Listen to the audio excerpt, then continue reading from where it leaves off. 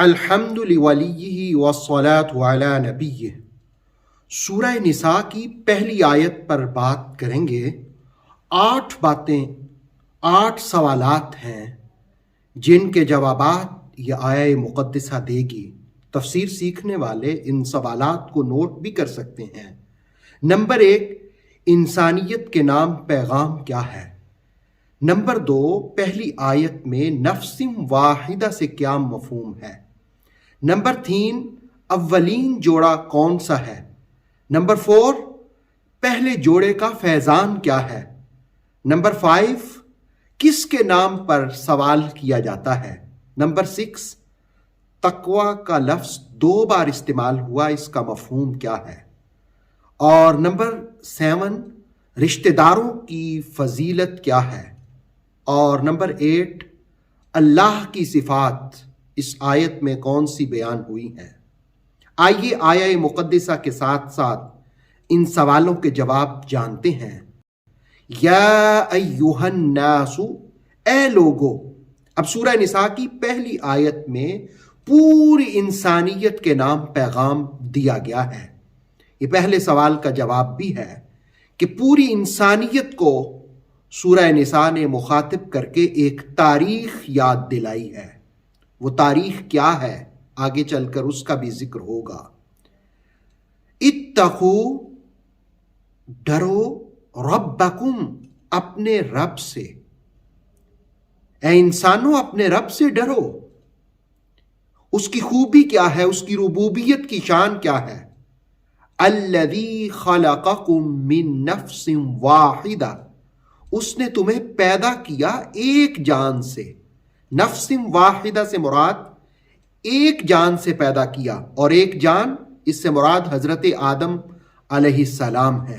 یعنی سارے انسانوں کو تاریخ یاد دلائی انسانیت کی، تم ایک ہی آدم کی اولاد ہو۔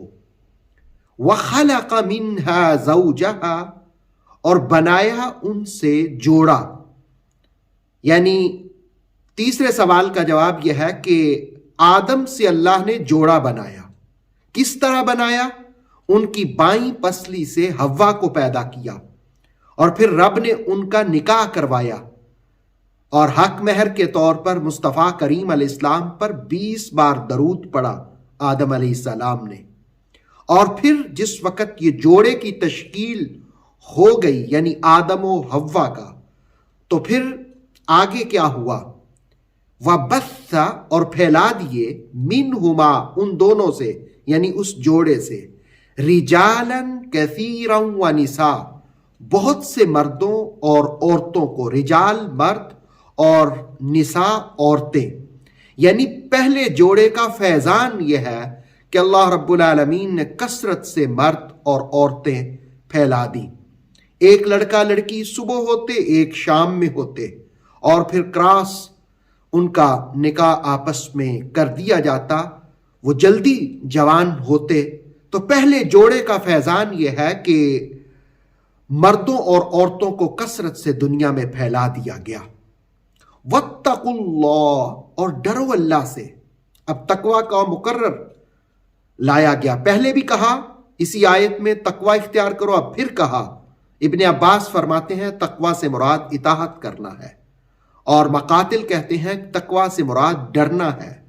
اور تقوی کے مفہوم میں یہ بھی ہے کبائر سے بچنا اور صغائر سے بچنا، چھوٹے بڑے گناہوں سے بچنا۔ الذی تساءلون، پھر کہا کہ وہ جس کے نام پر تم ایک دوسرے سے مانگتے ہو۔ یعنی کس کے نام پر سوال کرتے ہو؟ اللہ کے نام پر۔ جب کوئی شخص کسی سے کچھ مانگنا چاہے تو وہ کس کے نام پر سوال کرتا ہے؟ اللہ کے نام پر۔ تو کہا کہ تم ڈرو اس سے جس کے نام پر تم ایک دوسرے سے سوال کرتے ہو، ایک دوسرے سے مانگتے ہو۔ والارحام، اور رشتہ داروں کے معاملے میں بھی اللہ سے ڈرو۔ یہ رشتہ داروں کی فضیلت بیان کی کہ رشتہ داروں کے حقوق ادا کرو۔ کیوں؟